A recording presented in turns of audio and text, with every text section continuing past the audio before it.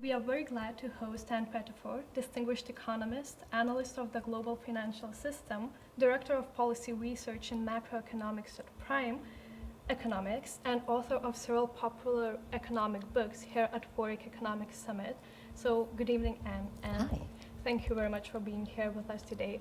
And just to kick off, for all those who are not able to attend the summit this year, could you please summarize the key points of your speech entitled Democracy Failing to Protect Against Economic Failure, and just the main message that you hope the audience to take away from it? Well, the theme of my speech is going to be that Brexit and Donald Trump and political unease across Europe is a reaction to the failure of democratic governments to protect the interests of their citizens at home. And that is largely because of their concern to orient their economies towards global markets and to care about global markets and less about what's going on at home. Secondly, the financial crisis in 2007-9 caused, major catastrophic failure actually across the world. And since then, there's been very, very weak recoveries. So while every quarter the central banks are pumping something like $500 billion into the global banking system to keep the banks give them a form of life support, an awful lot of money. And that money, or if you call it money, that liquidity, that financing is going into the financial system, the banking system, not into the economy. At the same time, wages have fallen in real terms. In Britain, there's something like 10% below what they were at the time of the crisis. And the economy and the recovery is incredibly weak. In Britain, we've increased employment, but only by increasing very substantially self-employment, part-time employment, and on the whole, insecure employment, 0 hours contracts and that sort of thing. So the population feels that things have not got better for 10 years now, but at the same time they see that the 1%, that the people up there are doing very well indeed. Those who own assets, property, and have wealth are finding that their wealth is extrapolating and is increasing at a very high rate. Whereas those who are ordinary people without assets, probably don't even own their own home, are finding that in real terms their incomes are falling. And this is what's leading to inequality in these countries and to very great political unease, anger, and reaction. And I am a student of Karl Polanyi, and he argued in 1944 in his book, The Great Transformation, that if governments allowed markets to become self-regulating, to regulate themselves beyond the reach of governments, beyond the reach of democracies, then invariably there is a counter-movement from society against that. And that counter-movement is not like a Marxist uprising. It can include the bourgeoisie, it can include whole swathes of society, not just the working class, and it can also be very unpleasant. It can be ugly. In other words, it needn't be a progressive reaction. It can be a very right-wing and very dangerous reaction. And that, I think, is what we've seen in the United States. It's what we've seen in Brexit. And we see it with the rise of Mrs. Le Pen in France and Geert Wilders in Holland and so on and so forth.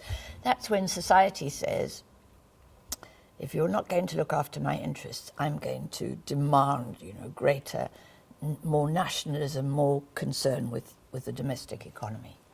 Okay, so thank you very much. It's very interesting, and we are looking forward towards your speech.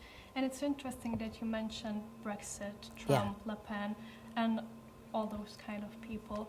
And they are obviously the result of the rising populist movement across Europe and the US and the whole world, indeed.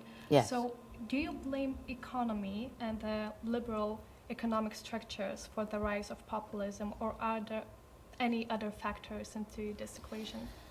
Well, I mean, who to blame? There are plenty of people to blame, but I blame mainly the finance sector. And I blame the fact that the bankers, the people involved in financial institutions like hedge funds and so on, want to not have supervision by governments. They're anti-regulation. They want to be free to speculate and gamble in the international capital markets, and if it results in crisis, well, so be it. They don't believe that democracies should oversee their activities. So that's on the one hand. And on the other hand, I blame both policymakers and economists in particular. So we learned from the 1920s and 30s that it was dangerous to leave the finance sector to go wild, really, to behave like the parallel for me is with the sorcerer's apprentice. The sorcerer leaves the studio to go to lunch, and the apprentice thinks he can use some of the magic of the sorcerer, Goethe's Sorcerer's Apprentice. He thinks he can use some of the sorcerer's magic, and then he won't have to clean the studio himself. It'll happen by magic. And the next thing, there are dozens of pails of water all over. There's hundreds of brooms, and the studio is flooded, and there's chaos, right? And in a sense, that's what the finance sector does, because it's no longer, if you like, under the guidance of regulatory democracy. But I argue also that economists have argued for this, and it's not that they've argued for, if you like, I mean, many of them have argued for liberal finance and for deregulation of the finance sector, but mainly they've ignored what's going on in the finance sector. Why? Because they don't include money, debt, and banks in their analyses, in their theory, or indeed in their models.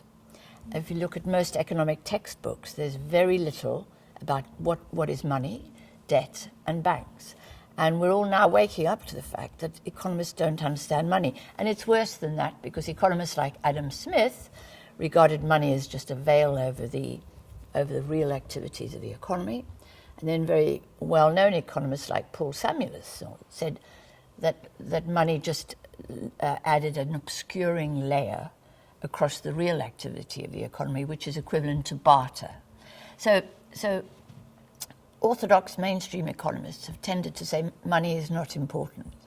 Finance sector is thrilled that nobody thinks what they do is important, and nobody is studying it and researching it and getting engaged in it. So the finance sector can go off and do what it likes, and the economics profession on the whole focuses on microeconomics, this what's going on here, and not macroeconomics. Macroeconomics has been quite unfashionable within the profession.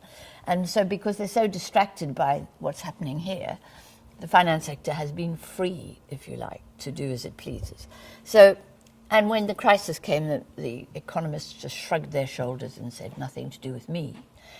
And I always ask, if you said to aeronautical engineers, when there was a huge plane crash and 800 people die, if you said to them, Scott, who's responsible? They wouldn't say nothing to do with me, Gov. It was the pilot, or it was the staff on the plane, or it was the passengers who had too much luggage. No, aeronautical engineers and physicists take responsibility for keeping airplanes up in the air and keeping people safe. And they have a fantastic record for that. But economists don't take responsibility for that. They regard the crisis as something which is not really their business. And that is a deep flaw in the profession, and it's dangerous, and it's what enabled, hedge funds and speculators to go crazy, actually, and cause great damage to the economy. Okay. I believe that your latest book, The Production of Money, yes, talks exactly about those things that you've been mentioning, so yes, the lack of regulation in the financial sector, which yes, leads and builds up to the crisis. So do you believe that in order to have well-functioning economies, we need more regulation right now? Well, I mean, the book isn't just about regulation. The book is about what is money. Yeah. And I'm trying to explain in what I hope is quite accessible terms what money is. And most orthodox economists treat money as if it's a commodity, or if it's not a commodity, it's like a commodity. I had a debate with a chap called Jim Rickards not long ago, who's quite famous, and he says gold is money. And well, that is absolutely nonsense. And so what I show in my book is that money is a system. It's not coins in your pocket. Coins are like saying your shoes are you, right? They're not. Your shoes are just the external manifestation of you. And in the same way, money is just an external manifestation of the way in which we've constructed the financial system to enable us to undertake transactions, the monetary system. So I'm trying very hard to help people understand what money is. It's not a commodity, and it's not like a commodity. And as a result, it's a wonderful thing.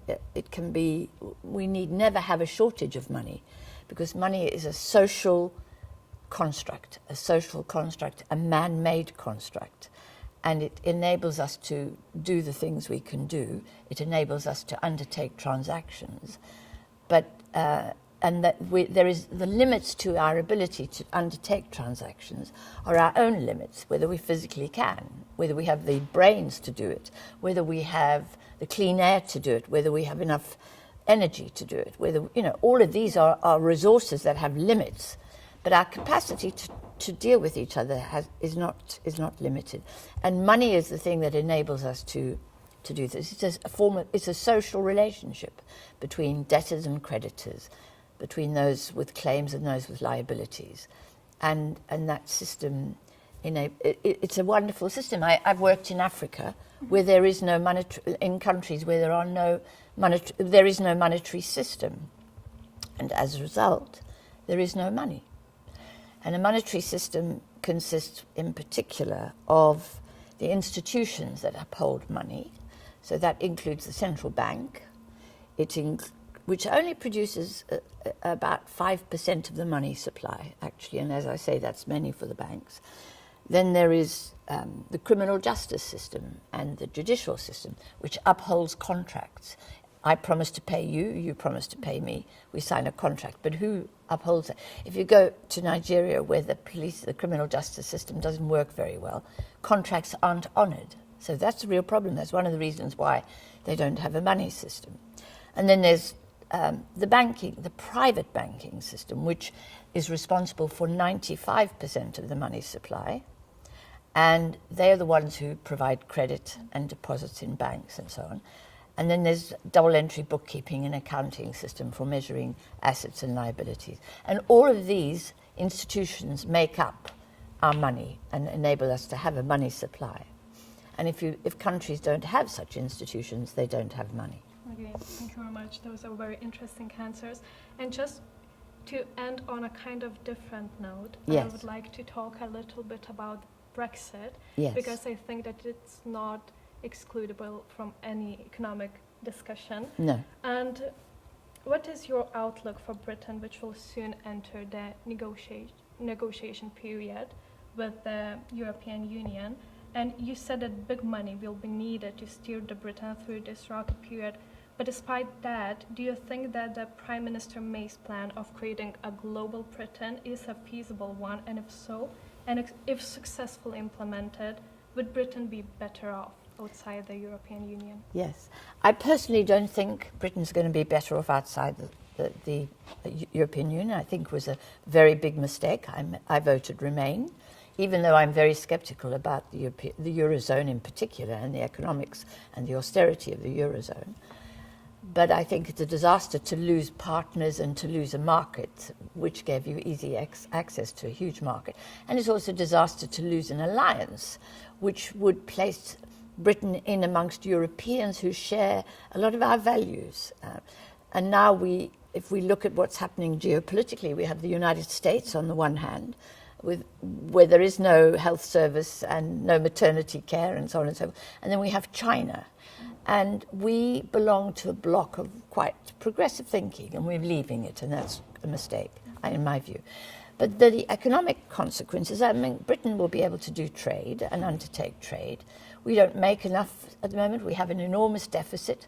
We're going to have to start working hard and making and selling things in order to pay for all those iPhones that we import from China and so on.